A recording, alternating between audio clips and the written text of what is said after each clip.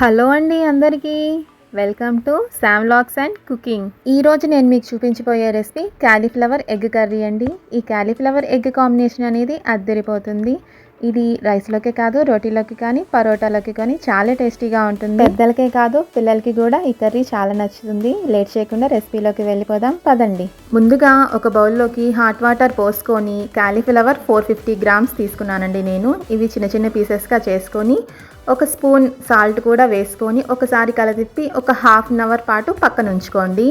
ఇప్పుడు స్టవ్ వెలిగించి ఒక కడాయిలోకి ఒక స్పూన్ ఆయిల్ వేసుకోండి. అలాగే చిటికెడు షాజీరా, 2 లవంగాలు, ఒక ఏలుక, 1 ఇంచు దాల్చిన చెక్క, అలాగే ఒక పావు టీ స్పూన్ జీలకర్రని కూడా యాడ్ చేసుకొని 4 పచ్చిమిరపకాయలను ఇలా చీలికలుగా చేసుకొని వేసుకోండి. అలాగే ఒక పెద్ద ఆనియన్ని ఇలా చిన్న పీసెస్గా కట్ చేసుకొని వేసి ఒక 5 మినిట్స్ పాటు లో ఫ్లేమ్లోనే ఆనియన్స్ కలర్ చేంజ్ అయ్యే వరకు కుక్ చేయండి.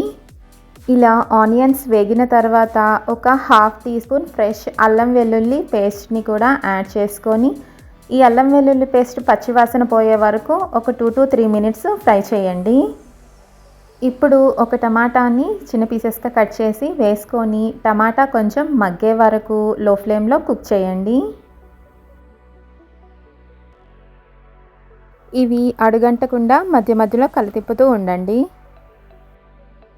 ఇప్పుడు రుచికి సరిపడా ఉప్పు, అలాగే ఒక హాఫ్ టీ స్పూన్ పసుపుని కూడా యాడ్ చేసుకొని మరొకసారి కలదిప్పండి.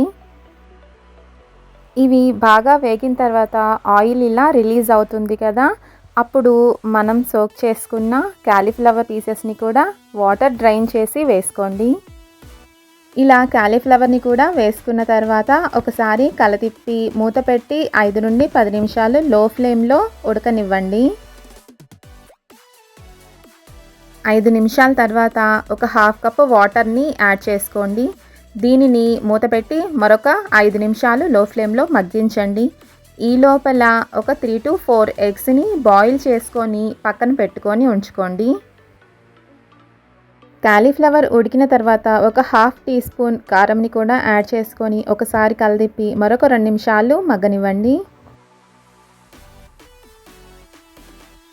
ఇప్పుడు ఒక హాఫ్ టీ స్పూన్ ధనియాల పొడిని, అలాగే ఒక పావు టీ స్పూన్ గరం మసాలాని కూడా యాడ్ చేసుకొని మరొకసారి కలదిప్పండి.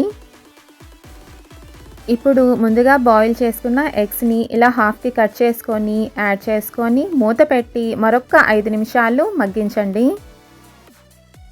చివరిగా సన్నగా తరిగిన కొత్తిమీరని కూడా యాడ్ చేసుకొని వేడివేడిగా సర్వ్ చేసుకోండి. ఇలా క్యాలీఫ్లవర్ ఎగ్ కాంబినేషన్ అనేది చాలా టేస్టీగా ఉంటుందండి. మీరు కూడా ట్రై చేసి ఎలా వచ్చిందో కామెంట్ చేయండి. ఇలాంటి మరిన్ని రెసిపీస్ కోసం నా ఛానల్ని సబ్స్క్రైబ్ చేసుకోండి. ఉంటానండి.